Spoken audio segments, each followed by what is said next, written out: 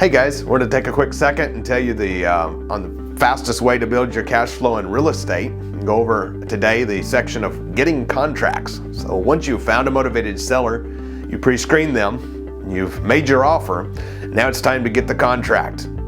So to do that, we either A, we can do that virtually today, or B, we can do that in person. And so to do it virtually, we simply get pictures of the house or video walkthrough or whatever it may be to make sure the house is what they say it is what works for us, and doesn't need something, a basement wall caving in if you're in a part of the country that has basements, or a big roof leak that you didn't know about. So somehow get eyes on the house and get the contract. And if you're doing that virtually, we frequently use DocuSign and send out the contract to the seller. If we're doing it in person, we just have the simple front and back one page, but front and back agreement that we have there at the house with the seller, and we get the contract okayed by them. Contract is simple. We like to keep it very simple. As I mentioned, it's one page front and back, whether it's DocuSign or whether it's in person at the house.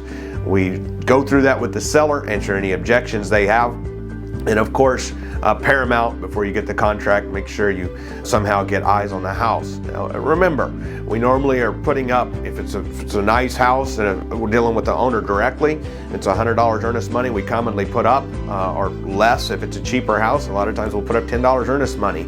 So that protects us and them. Number one, we got a contract, legally binding contract okayed by the seller.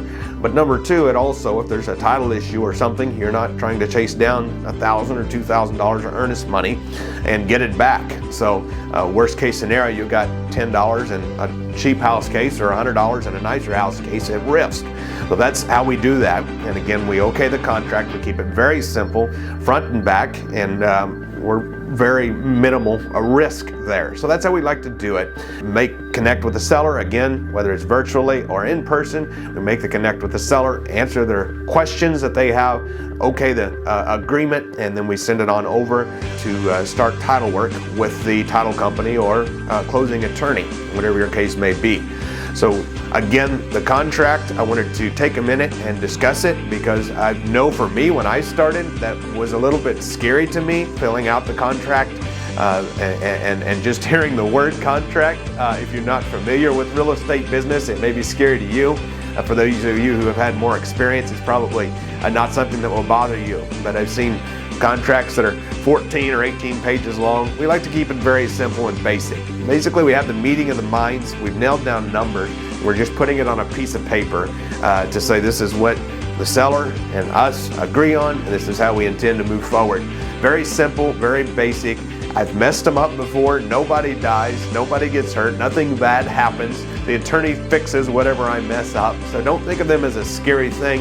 Think of it as something that's just an agreement between you and the seller that takes you across toward the finish line to get to home, if you will, to build the fastest cash flow in real estate possible. If you want to learn more about how we do our contracts and fill that example and everything, we delve into the details of that and more into, as well as the deal meeting with the seller when we get that contract signed.